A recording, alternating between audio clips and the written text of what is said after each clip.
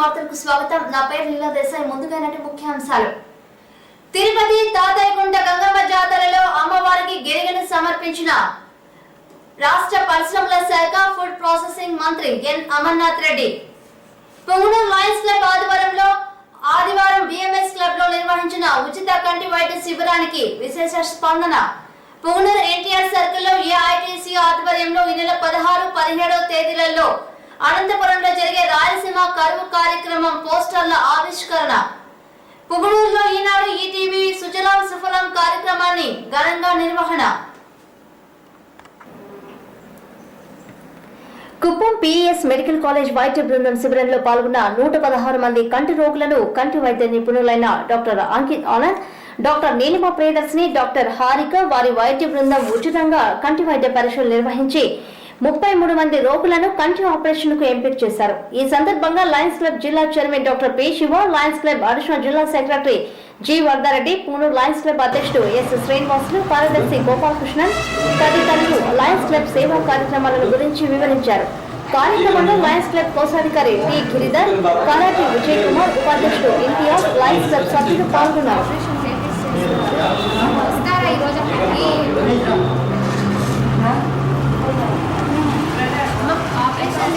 ఈ రోజే వస్తారా?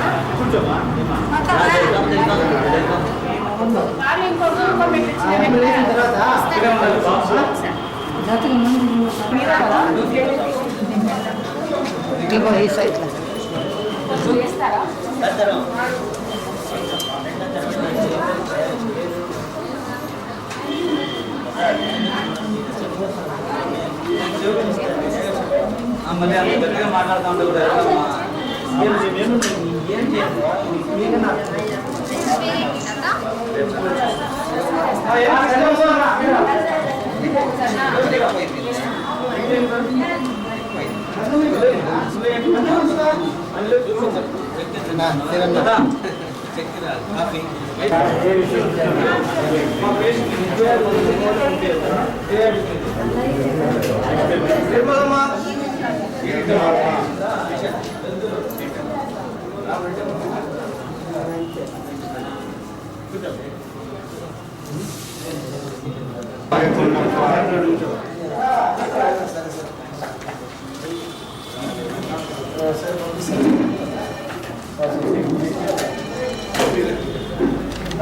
మూడు కడుక్కొని దాంట్లో పోనే పోవద్దు, నష్టం లేదు. ఇది కంప ముఖం లేదు.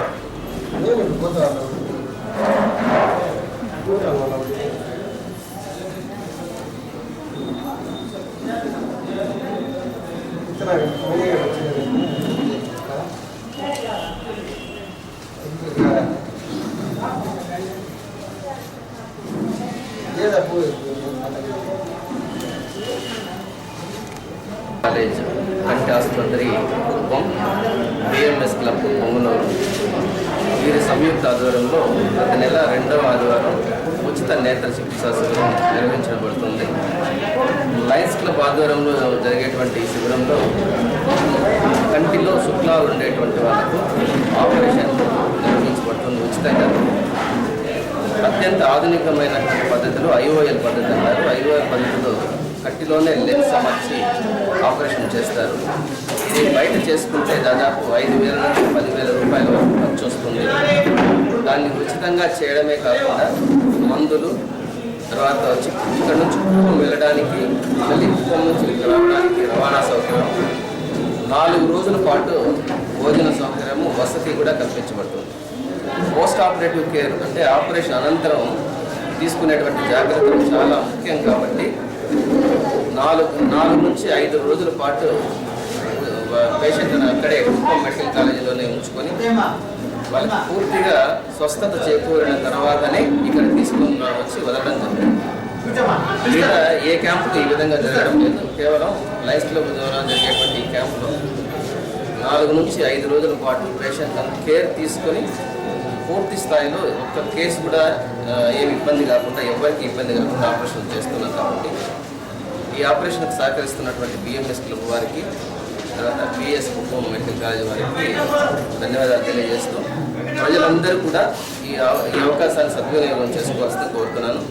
అదేవిధంగా అనుభవజ్ఞులైనటువంటి డాక్టర్లు ప్రతి క్యాంపులోనూ 5-6 మంది వస్తారు కాబట్టి కంటిలో ఏమైనా లోపాలు ఉంటే, ఇతరత్ర లోపాలు ఉంటే, చిన్నపిల్లలకు కానీ పెద్దవాళ్ళకు కానీ ఇతరత్ర లోపాలు ఉంటే కూడా ఈ శిబిరానికి ఇచ్చేసి కంటి పరీక్ష చేసుకొని డాక్టర్ల దగ్గర సలహా సంప్రదింపులు కూడా ఉచితంగా తీసుకోవాల్సిందిగా కోరుతున్నాను. ఆంధ్రప్రదేశ్ రాష్ట్ర పరిశ్రమల శాఖ ఫుడ్ ప్రాసెసింగ్ మంత్రి అయిన ఎన్ అమర్నాథ్ రెడ్డి తిరుపతి తాతాయిగుంట గంగమ్మ జాతరలో పాల్గొని అక్కడ అమ్మవారికి గిరిగిని చెల్లించి ఆలయ ప్రత్యేక పూజా కార్యక్రమాల్లో పాల్గొన్నారు. ఆయన వెంట ప్రజా ప్రతినిధులు, కార్యకర్తలు, ప్రజలు పాల్గొన్నారు.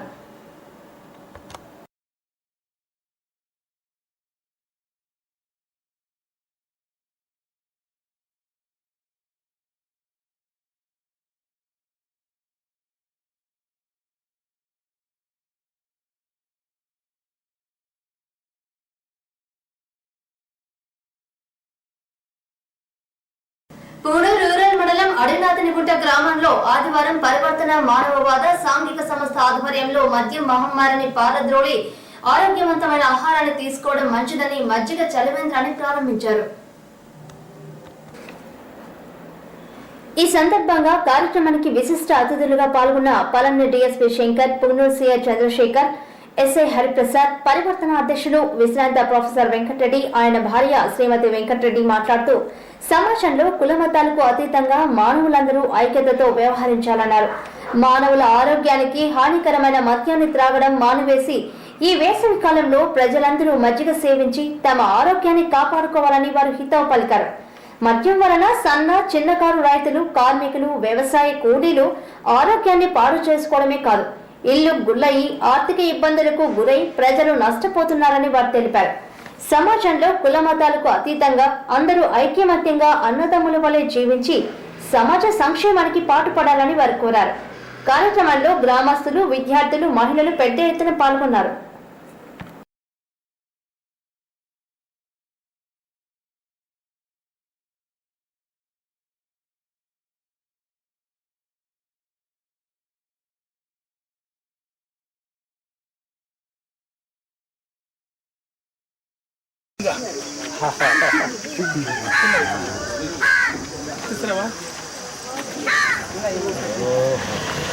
నారాయణ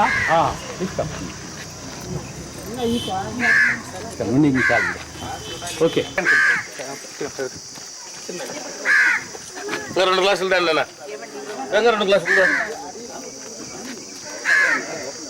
సరే మన వెనకరా పెద్దానికి మంది తీసుకున్నా వెనకరా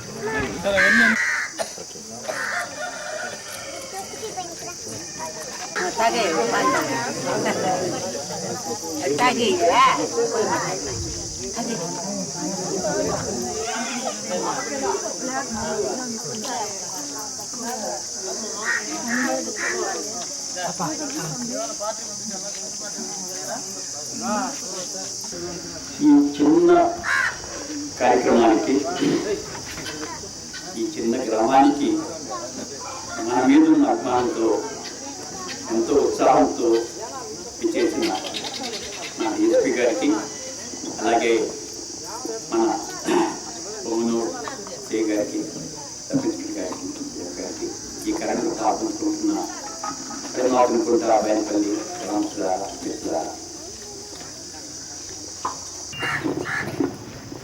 గౌరవనీయులు పెద్దలు ప్రొఫెసర్ వెంకటరెడ్డి సార్ గారికి, అట్లే మేడం వెంకటరెడ్డి గారికి, అడినాథనిగుంట గ్రామ ప్రజలందరికీ, మరియు ఇక్కడ ఉన్న మహిళామణులకు అందరికీ కూడా నా యొక్క హృదయపూర్వక నమస్కారం. నేను 10:30కు వస్తాను, 11:30కు వచ్చాను. అంటే 9:30కి బయలుదేరాము. మధ్యలో కొన్ని ప్రాబ్లమ్స్ వచ్చాయి. ఇక్కడికి వస్తే కూడా ప్రాబ్లం ఉంది, కుప్పం వెళ్ళలేము. అంటే పోలీస్ శాఖలో వస్తున్న ఆయన ఆహ్వానిస్తూ మాది 24/7 24 గంటలు కూడా అందుబాటులో ఉండే డిపార్ట్మెంట్లో కూడా ముఖ్య డిపార్ట్మెంట్. ఎప్పుడు ఏ టైంలో ఏ జరుగుతుందో తెలియదు. నాకు అలర్ట్గా ఉండాలి. మాకు సెలవులు ఉండవు. పండుగలు ఉండవు, పెళ్ళిళ్ళకి పోయే టైం ఉండదు. అంటే 24 గంటలు ప్రజాసేవలో ఉండే నిరంతరం ఉండే డిపార్ట్మెంట్లో. అయితే మన దురదృష్టం ఏంటంటే ఏ డిపార్ట్మెంట్కి వెళ్ళినా కూడా మనం వెయిట్ చేస్తాం. పోలీస్ దగ్గరికి వస్తే వెయిట్ చేయడం. సమస్య ఎక్కువ ఉంటుంది. మన ఇంట్లో కొడతా ఉంటాడు వాడు, మన ఇంట్లో దొంగలు పడి ఉంటారు, మనల్ని ఎవరో హింసిస్తూ ఉంటారు. సమస్య అతి తీవ్రంగా ఉంటుంది. రిజల్ట్ కూడా మీకు ఎట్లా రెస్పాన్స్ ఉండాలనిపిస్తుంది అంటే ఇప్పుడే పోలీసులు రావాలనిపిస్తుంది. వాళ్ళు కూడా మనుషులే, వాళ్ళకు పనులు ఉంటాయి, వాళ్ళకి ఇబ్బందులు ఉంటాయని అనుకోరు. ఇప్పుడు రావాలి పోలీసులు అంతే కదా. మనం అంతా ఉన్నటువంటి ట్రాఫిక్ జామ్ అయిపోతుంది. పోలీసులు ఎక్కడ ట్రాఫిక్ జామ్ చేసేది మనం, విడిపించేదానికి వచ్చేది వాళ్ళు, అంతే కదా మన ఉద్దేశం. నేను కూడా అదే అనుకుంటా. ఎక్కడ పోయారు పోలీసులు అంటే ఇంత కష్టపడి పనిచేస్తున్న డిపార్ట్మెంట్లో కొంచెం మనం వచ్చినటువంటి మనకు పూర్వులు మనకు ఉన్నటువంటి పరిపాలకుల వల్ల కానీ మన ఏళ్ళ వాళ్ళ వల్ల కానీ పోలీస్ శాఖను ముందు పెట్టుకుంటారు. అందువల్ల ఏమైనా కొంచెం కష్టం అంటే వాళ్ళది ల్యాండ్ ఆర్డర్ బాగాలేదు అని మాట తోసేస్తారు. నెంబర్ 2, ఇద్దరు కొట్లాడుకుని మా దగ్గరికి వస్తారు. ఇద్దరు కొట్లాడుకుంటే ఒకరికి న్యాయం ఉంటుంది. జనరల్గా అందరికీ తెలిసిందే. వాళ్ళిద్దరు ఎక్స్ వై కొట్లాడుకుంటారు, మా దగ్గరికి వస్తారు. మేము వై మంచోడు ఉంటాం, ఎక్స్ వాడు వైని వదిలేసి మమ్మల్ని తిడతాడు. ఈ పోలీసుడు ఏదో తీసుకొని చేసింటాడు లేకపోతే అని తిడతారు కదా జనరల్గా. అట్లా సంవత్సరానికి మాకు ఒక 500 నుంచి 1000 కేసులు వస్తే 500 మంది ఆపోజిట్ అయిపోతారు. ఎంతమంది వస్తారో మా కేసులు వస్తాయో దాంట్లో ఆపోజిట్ ఒకటి అయిపోతాడు. అంటే అనవసరంగా మేము కొట్లాడినట్టు వస్తాం, అంతే కదా. ఇద్దరు కొట్టుకొని వస్తారు, మా ఎస్ఐ ఒకరిని తిడతాడు, ఏరా కొట్టినా వాడిని మా ఎస్ఐ అని తిడతాడు. వాడిని వదిలేస్తాడు. ఈ ఎస్ఐ గారు వాడు ఏదో చేసి నాకు తిట్టారని ఇంకో శత్రువుని తయారు చేసుకుంటాడు ఆయన. అందువల్ల ఏమవుతుందంటే మనిషి జీవితం 50-50% ఉంటుంది. ఎడ్జ్ మీద ఉంటాం అందరం. మేము ఆ ఎడ్జ్లో నుంచి అటువైపు పడిపోతున్నాం. అందువల్ల థ్యాంక్లెస్ జాబ్ అవుతుంది. అందువల్ల పోలీసు వాళ్ళు ఉంది దగ్గర రానిరు మాట్లాడరు, నీళ్ళు పోలీసులతో అంటారు కదా. పోలీసులు తేయాలంటే అవసరం వచ్చినప్పుడు మాత్రం ముందు ఉండాలా, అన్నిటికీ ముందు ఉండాలి పోలీసు.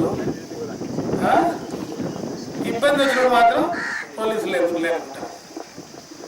వ్యవస్థలో ఉన్నా కూడా ఇప్పుడు వ్యవస్థలో వస్తున్న మార్పులు ప్రొఫెసర్ వెంకటరెడ్డి సార్ గారు చెప్పినటువంటి అభిప్రాయాలు మనకి ఇప్పుడు పోలీస్ కొంచెం ప్రజలకు దగ్గర అవుతా ఉంది. ఇది మన జిల్లా నుంచే కావడం మనకు ఆనందదాయకం. ఇది పోలీస్ గురించి. అందువల్ల లేట్ అయ్యింది.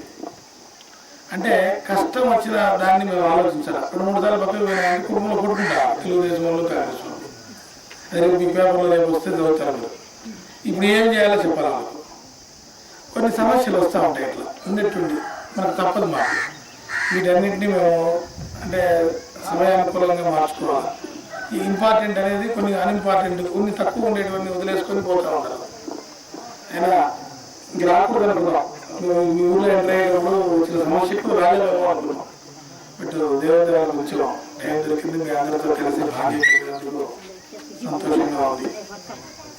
అయితే ముందు మనం ఈ గ్రామానికి సేవ చేస్తున్న ఆదర్శ దంపతుల్ని అభినందించాలి. ప్రతి ఒక్కరం కూడా నాకెందుకు లేదనుకుంటే బరువు అనిపిస్తారు. ఇది నా కాదు, నాకెందుకు అనిపిస్తుంది. ప్రతి సమస్య కూడా నాది అనుకుంటే ఈజీగా ఉంటుంది. వాళ్ళిద్దరూ కూడా ఈ గ్రామం నాది అనుకున్నారు. వాళ్ళకి మీ గ్రామంతో పని లేదు, మీ గ్రామంతో వచ్చే రిజల్ట్ ఏం లేదు. వాళ్ళకు 70 సంవత్సరాల వయసు పడిన వ్యక్తులు ఇద్దరు ఒక గ్రామాన్ని ఆదర్శంగా తీసుకుని ఆ గ్రామాన్ని ఆంధ్రప్రదేశ్లోనూ భారతదేశంలో ప్రపంచపటంలో చూపించాలన్నటువంటి వాళ్ళ ఆత్మస్థైర్యం, వాళ్ళు చేస్తున్న కృషి, ఈ వయసులో వాళ్ళు పడుతున్నటువంటి ఆ తపన చూస్తే మనకందరికీ మనసు చెల్లించాలి. వాళ్ళు చేసిన కృషి అయితే రిటైర్ అయిపోయారు, ఆయన ప్రొఫెసర్గా చేశారు, డిపార్ట్మెంట్లో చేశారు, ఆయన హెచ్ఓడి ఇంగ్లీష్ డిపార్ట్మెంట్లో ప్రొఫెసర్గా ఉన్నప్పుడు ఆయన నా కాలేజీలో చదివేవాడిని. ఆయన అప్పటి నుంచి ఆదర్శ భావాలు ఉండేవి సార్కు. ఆయన గాంధీ అనిపించేవాడు అక్కడే యూనివర్సిటీలో. ఆదర్శ భావాలు ఉన్న వ్యక్తులు మన గ్రామాన్ని కోసం పాటుపడడం అనేది ఇంతకుముందు శ్రీడప్ప గారు చెప్పినట్లు అభినందనీయం. మన శ్రీనివాస్ శ్రీడప్ప గారు చెప్పినట్లు చాలా అభినందనీయం. ఎవరు కూడా ఇప్పుడు ఉన్నటువంటి స్వార్థ జీవితంలో ఎవరు పట్టించుకోరు. ఒక యాక్సిడెంట్ జరుగుతుంది, అందరూ చూస్తాం, మనకి గాలి రాకుండా కనిపిస్తాం, ఎవరు చేయబెట్టాం. పెడతావా? ఫస్ట్ ఆలోచించేది ఈ కేసు నాకు తగులుకుంటుంది కదా. ముందు మనిషిని కాపాడాలన్న ఆలోచన రాదు. నాకెందుకు నేను చూస్తాం కాబట్టి అడ్డపడతాం, ఇంకా ఏదో అడ్డంగా నిలబడతాం, సహాయానికి ఏదో వచ్చే అంబులెన్స్ నిలబడతాం, జనాలు తోసుకుంటాం. అంటే ఏమైనా సహాయం చేసేదానికి మనం తెలియకోకుండా అడ్డుపడేదానికి ప్రయత్నం చేస్తున్నాం. ఇలాంటి వ్యవస్థలో మనం బతుకుతున్నాం, మనం అందరం ఉన్నాం. ఇట్లాంటి వ్యవస్థలో ఇలాంటి ఆదర్శమూర్తులు ఇలాంటి చిన్న గ్రామంలో మీకోసం ఈ టయాన్ని వెచ్చించి వాళ్ళ యొక్క వాల్యుబుల్ టయాన్ని, వాళ్ళ రెస్ట్ టయాన్ని మీకు వెచ్చిస్తున్నారు. మీరు బాగుపడాలా, మీ నుంచి వచ్చే ప్రతి స్పందన కూడా వాళ్ళు సంతోషపడుతున్నారు. ఈ ఊళ్ళో నుంచి కానిస్టేబుల్ సెలెక్ట్ అయితే ఆయన సంతోషపడుతున్నాడు. నా దగ్గర నా 2-3 సార్లు చేశారు సార్, ఎంత సంతోషమో. ఇక్కడ వాళ్ళు వాళ్ళ ర్యాంక్ వస్తే ఆయన సంతోషం. ఇక్కడ వాళ్ళు ఏదో స్కూల్లో మంచి మార్కులు వస్తే ఆయన సంతోషం. ఇలాంటి భావాన్ని మనం అందరం అంగీకరించాలా, ఆదర్శంగా తీసుకోవాలా. ఈరోజు మదర్స్ డే, అమ్మవాళ్ళందరినీ పూజించాల్సిన రోజు. ఇలాంటి రోజు మనం ఈ వినూత్న కార్యక్రమం ఇంతకుముందు చేశారు. ఈ కార్యక్రమాన్ని చేయడం చాలా సంతోషదాయకం. అసలు నేను ఎందుకు అడుగుతానంటే, మందు ఎందుకు తాగాల? ఫస్ట్ తాగేటప్పుడు అనిపిస్తుంది గవర్నమెంట్ అమ్ముతుంది కదా, వాడే అమ్మేటప్పుడు ఎందుకు తాగకూడదు అంటే లాజిక్. చాలా మంది ఫ్రెండ్స్ అదే మాట్లాడుతూ ఉంటారు. అమ్ముతున్నాడు కదండి, నేను తాగితే తప్పే ఉంది, మళ్ళీ మీరు ఏదో తాగుతుంటారు. మందు అమ్మడం, మందు రావడం, ఆల్మోస్ట్ మా అందరికీ జీతాలు ఇవ్వడం, గవర్నమెంట్ ఖజానా ఇవ్వడం, ఇవన్నీ చేస్తాం. అసలు మందు ఎందుకు తాగాల అనేది ఇది 10,000 సంవత్సరాల క్రితం నుంచి మనం తాగుతూనే ఉన్నాం. ఈరోజు కొత్తది ఏం కాదు. ఈరోజు తాగకూడదని కొన్ని మహిళా సంఘాలు, కొంతమంది నాయకులు, కొంతమంది మంచి స్వామికి సంస్కృతులు వద్దని చెప్తున్నారు. ఇవన్నీ హర్షించాలి. అసలు మనమే ముందు తాగాలి ఫస్ట్, అది ఆలోచించుకోవాలి ప్రతి ఒక్కరు.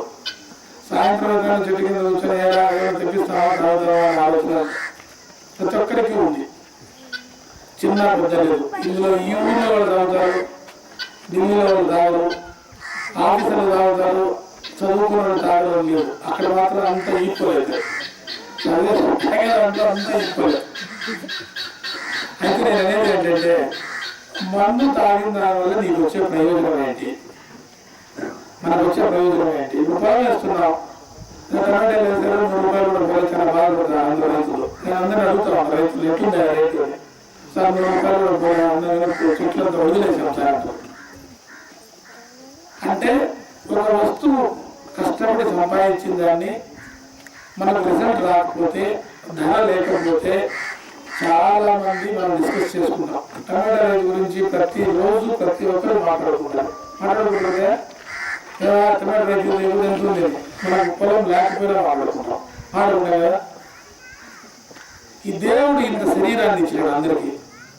ఏమైనా తక్కువ ఇచ్చాడు శరీరాన్ని? ఎవరికైనా బుర్ర లేకోకుండా, కాళ్ళు చేతులు లేకోకుండా, శరీర రూపం లేకుండా ఇచ్చినాడా? ఆ ప్రిపరేషన్లో తయారు చేసి పంపించడంలో అందరినీ ఒకటిగా పంపించినాడు. మంచి ఆరోగ్యాన్ని ఇచ్చినాడు. దేవుడు ఏమైనా ఫాలో చేసినాడా? ఏదో 1-2% ఎక్కడన్నా లోపల శరీరంలో దెబ్బతిని ఉంటాయి, కానీ ఆల్మోస్ట్ అందరికీ మంచి అవయవాలు ఇచ్చినారు. 199 మందికి. మనం మందు తాగిన దానివల్ల ఏమవుతుందంటే, ఈ మందు తాగి పడిపోతాం. ఇంటాక్సికేషన్ అంటే నీ బ్రెయిన్ పని చేయలేకుండా పోతున్నావు. నువ్వు మందు తాగిన దానివల్ల ఏమవుతుందంటే, నాకు కై పెరుగుతున్నా నువ్వు అనుకుంటున్నావు. నీకు ఒక పార్ట్ను, దేవుడు ఇచ్చిన పార్ట్ను పని చేయకుండా చేసుకుంటున్నావు. అంటే నీకు సహజసిద్ధంగా, ప్రకృతి పరంగా దేవుడు ఇచ్చినటువంటి శరీరంలో ఉన్నటువంటి మెదడుని నువ్వు స్తబ్దింపజేస్తున్నావు, ఆల్మోస్ట్ జీరో చేస్తున్నావు. దాన్ని తాగి పడిపోతున్నావు. నువ్వు ఎక్కడ పడిపోతున్నావో తెలియదు. ఈ జంతువు పడిపోతున్నారు తాగి చూడండి చాలా చోట్ల వానికి జంతువు తేడా అంట. ఇంకో చోటు ఏమంటే అట్లీస్ట్ ఏదైనా కుక్క చచ్చిపోతే లాభం పైకి తాగి పడిపోతే ఎవరి దగ్గర రాడు, తాగి దూరం పోతున్నాం మనం. అంటే మన శరీరము తాగి పడిపోతే, మనం తాగి పడిపోతే కన్నకు పిల్లలు కానీ, కట్టుకున్న భార్య కానీ, పెంచిన పిల్లలు కానీ, తల్లిదండ్రులు కానీ అసహ్యించుకుంటారు. నువ్వు చేసే వికృతి చేష్టలు చాలా దరిద్రంగా ఉంటాయి. నువ్వు తాగకూడదని నేను 0 చేసేస్తాను. అంటే ఎంత మంచి అభిప్రాయం ఉన్నా కూడా నేను ఆ చెడు అభిప్రాయం తోసేస్తాను. కొన్ని తాగిన తర్వాత ఉపయోగం ఉందంటే నువ్వు మా సమాజానికి అందరికీ, సొసైటీకి, అంటే నీ ఫ్యామిలీకి, పిల్లలకు, ఫ్రెండ్స్కి అందరికీ నువ్వు 5-6 దూరం అవుతావు. నీ మైండ్ పని చేస్తావు, నువ్వు పడిపోతావు. అంటే చచ్చిపోయినంత లెక్కను దాన్ని కోరుకుంటున్నా అందరూ, దాన్ని ఆప. ఇప్పుడు ఇలాంటి పెద్దవాళ్ళు చెప్పినట్లు ఇలాంటి చిన్న చిన్న ఊళ్ళ నుంచి కూడా స్టార్ట్ అయ్యి ఇది చాలా విస్తృతంగా తయారైపోయింది. మనకు కనపడలేదు రిజల్ట్. పేపర్లలో చనిపోయే పిల్లలంతా కూడా తాగి డ్రైవ్ చేసి చనిపోతున్నారు. అంతా అది బయటికి చెప్పుకోలేస్తున్నారు. అంతే రాత్రి 2 గంటల వరకు మన పిల్లలకి ఏం పని రాత్రి చూడమైనా నేనైతే మా నాన్నగారు చెప్పేవాళ్ళు అలా కొడుతుంది ఇంట్లో ఉండాలి. అలా ఎన్ని కూర్చొని 5:45 కూర్చొని ఆవుకునే వాళ్ళు బేటాడ పడేసి పరిగెత్తి వచ్చేవాళ్ళు ఇంటికి. సంధ్యా అయితే అందరూ తిని పడుకుంటారు 5 గంటల పల్లెల్లో. లేదా ఇవి తాగుతున్నారు రాత్రి 3 గంటలకు వెళ్తుంటారు. ఇట్లాంటి వ్యవస్థలో మనం ఎప్పుడో అక్కడ దృష్టి పెట్టాలి. తాగే ప్రతి మనిషి తనకు తాను విశ్లేషించుకోవాలి. ఇది తాగిన తర్వాత నాకేం ఉపయోగం, నా పిల్లలకి ఏమో ఉపయోగం, నా శరీరానికి ఏమో ఉపయోగం, నా పిల్లలకి ఏమో ఉపయోగం, నా కుటుంబానికి ఏమో ఉపయోగం, తర్వాత ఈ సొసైటీకి ఏమో ఉపయోగం అని అనుకుని తాగితే నిజంగా తాగాలంటే మేమే ఇస్తాం వాళ్ళు. అందువల్ల దయచేసి మధ్య గురించి శ్రీనివాస్ గారు అద్భుతంగా చెప్పారు. ఇలాంటి ప్రజల్లో నిజమే మజ్జిగ ఇచ్చేవాళ్ళు ఇంతకుముందు పోతే. మజ్జిగ పాలు అంటే వ్యవస్థ కొంచెం మారుతా ఉంది. పూజించని వచ్చేసి ఈ న్యాచురల్ వ్యవస్థను మనం కాపాడాలి. ప్రకృతి నుంచి ఇచ్చే ప్రకృతి సంబంధాన్ని కాపాడుకోవాలి. శరీరాన్ని బాగా కాపాడుకోండి, ఆరోగ్యంగా ఉండండి.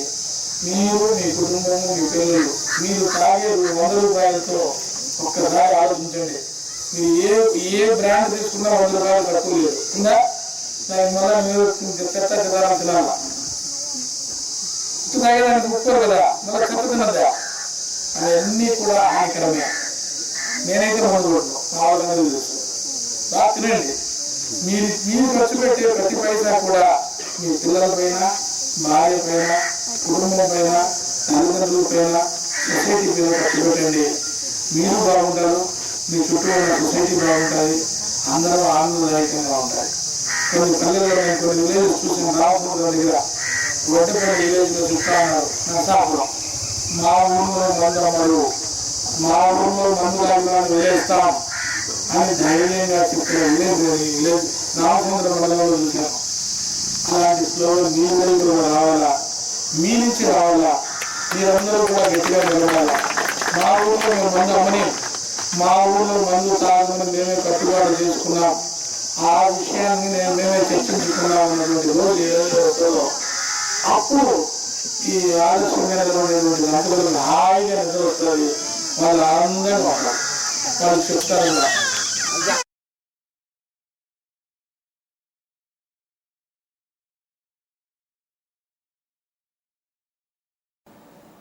పుగునూరు బిఎంఎస్ క్లబ్ ఆవరణంలో ఈనాడు దినపత్రిక ఈటీవీ ఆధ్వర్యంలో సుజలాం సుఫలాం కార్యక్రమాన్ని ఘనంగా నిర్వహించారు. ఈరోజు నీటి సంరక్షణ పైన అవగాహన కార్యక్రమాన్ని ఏర్పాటు చేయడం జరిగింది. గ్రామీణ ప్రాంతాల్లో ప్రధానంగా వర్షపు నీటిని వృధా చేసుకుంటున్నాము. వర్షపు నీరు వృధా కాకుండా కేంద్ర రాష్ట్ర ప్రభుత్వాలు పలు పథకాలని ప్రవేశపెట్టడం జరిగింది. ప్రధానంగా ప్రతి ఇంటి వద్ద ఇంకుడు గుంతలను ఏర్పాటు చేసుకోవచ్చు. అలాగే రైతులు కూడా తమ పొలాల్లో పంట సంజీవని అనే కార్యక్రమం కింద సేద్యపు పంట కూడా తవ్వుకోవచ్చు. ఈ విధంగా పలు రకాలుగా నీటి సంరక్షణ పలు కార్యక్రమాలు ఏర్పాటు చేశాయి. ఈ కార్యక్రమాల వల్ల చాలా ఉపయోగాలు ఉన్నాయి. దీనికి సంబంధించి ఈరోజు ఈ అవగాహన కార్యక్రమాన్ని ఏర్పాటు చేస్తున్నాం. ఈ అవగాహన కార్యక్రమానికి ముఖ్య అతిథిగా మన సర్లా నరసింహం అధినేత, లయన్స్ క్లబ్ అధినేత డాక్టర్ శివ గారు, అదేవిధంగా joint action committee chairman Varada Reddy గారు, మన లయన్స్ గిరిధర్, తర్వాత తదితర లయన్స్ క్లబ్ ప్రతినిధులు అందరూ విచ్చేశారు. ఈ కార్యక్రమం గురించి మన డాక్టర్ శివ గారు వివరించాల్సిందిగా సాధించారు. సుజలాం సుఫలాం అనే కార్యక్రమం ద్వారా జల సంరక్షణ గురించి ప్రజల్లో అవగాహన తీసుకొస్తున్నారు. దానికి లయన్స్ క్లబ్ తరఫున వాళ్ళకి అభినందనలు తెలియజేస్తున్నాను. మనిషి శరీరంలో దాదాపు 80 నుంచి 85% వరకు నీరు ఉంటుంది. మనకు నీరు దాదాపు మన లోపు పైన 3/4 భాగం నీరుంటే కూడా తాగడానికి కేవలం 6% నీళ్ళే ఉపయోగపడతాయి. సముద్రాలతో నీరుంటే కూడా ఉపయోగపడవు. 6% నీరు మాత్రమే భూమి మీద తాగడానికి ఉపయోగపడే లభ్యత ఉంది. దీన్ని మనం ఎంతైనా సంరక్షించుకోవాల్సిన అవసరం ఉంది. ఎందుకంటే ప్రాణాధారమైనటువంటి నీరు లేకపోతే మనం ఇంకో వేరే గ్రహాలకు వెళ్ళిపోవాల్సిన అవసరం ఉంటుంది. అందుకోసమనే ఈ సైంటిస్టులు కూడా వేరే గ్రహాల్లో ఏమన్నా నీటి లభ్యత ఉందా, ఇక్కడ భూగ్రహం మీద నీరు అయిపోతే మళ్ళీ వచ్చే తరాల పరిస్థితి ఏమి అని ఇప్పుడే వెతకడం జరుగుతుంది. దీనికి ముఖ్యమైన కారణం నీరు లభ్యత తగ్గిపోవడానికి ముఖ్యమైన కారణం గ్లోబల్ వార్మింగ్.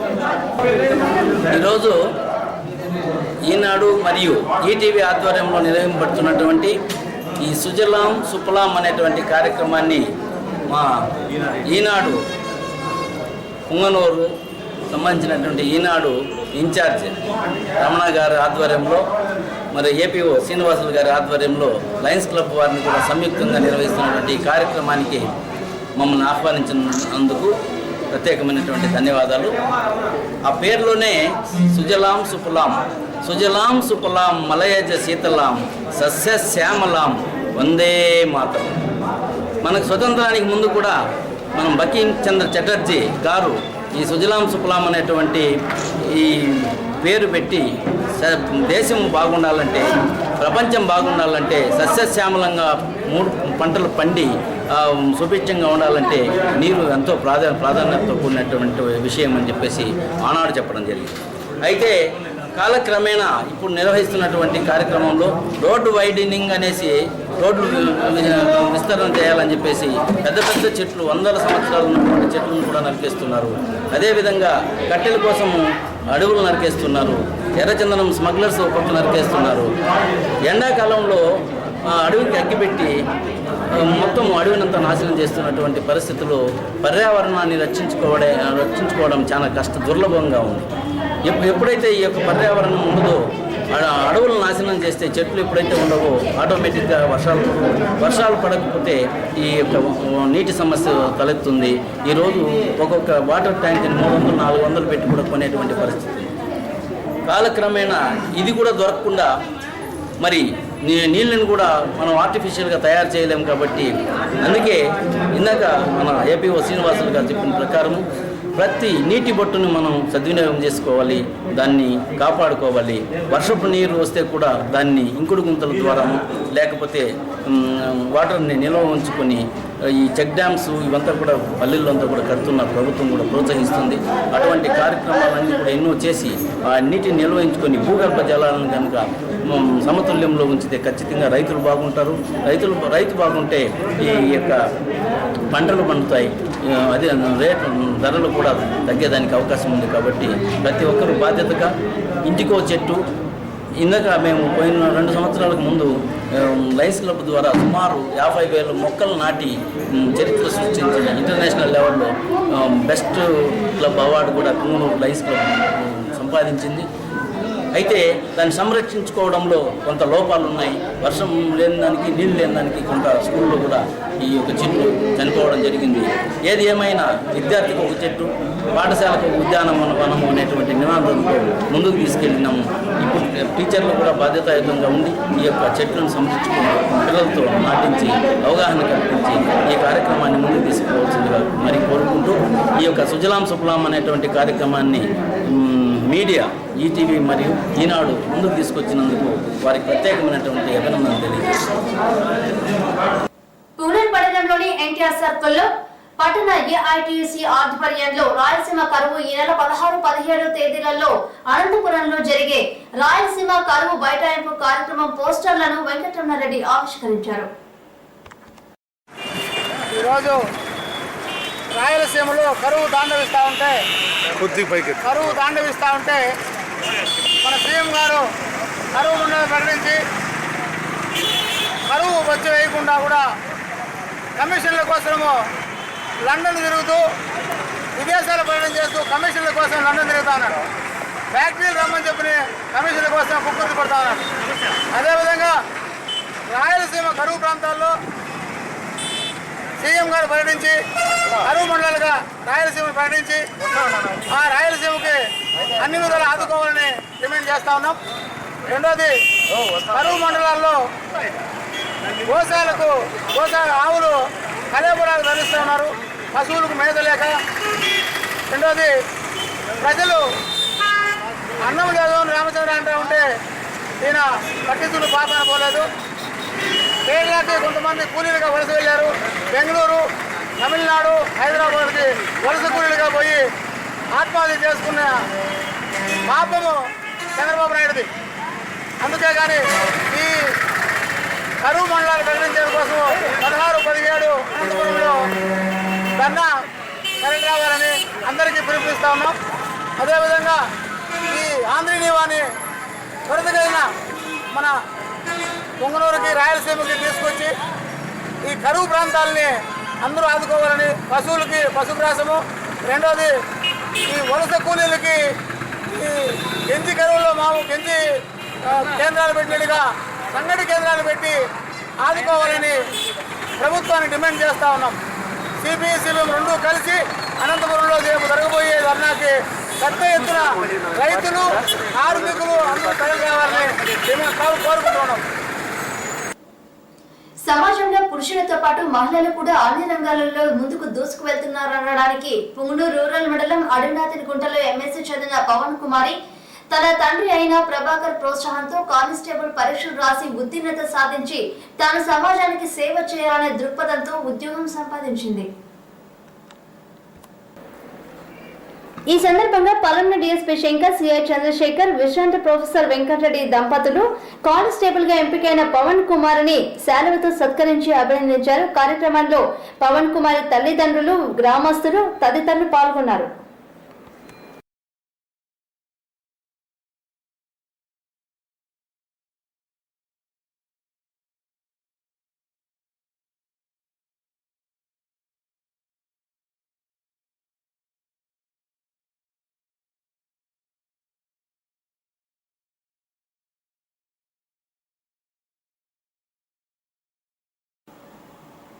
చౌడపల్లి మండలం కుంజరపల్లికి చెందిన టి రాజన్న ఆదివారం జరిగిన ద్విచక్ర వాహన ప్రమాదంలో అక్కడికక్కడే మృతి చెందినట్లు పుంగనూరు ఎస్ఐ హరిప్రసాద్ ఎస్ఆర్టీవీకి తెలిపారు.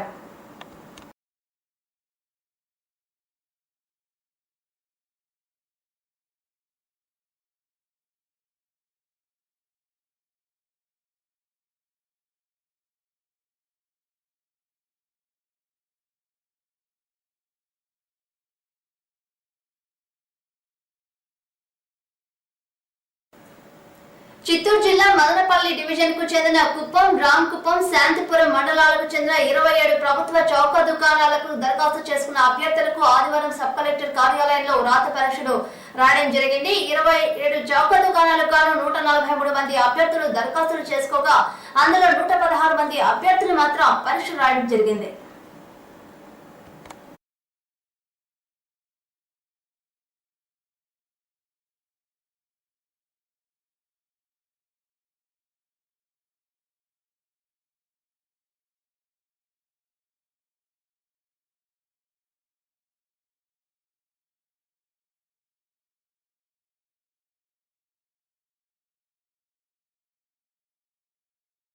తిరుపతి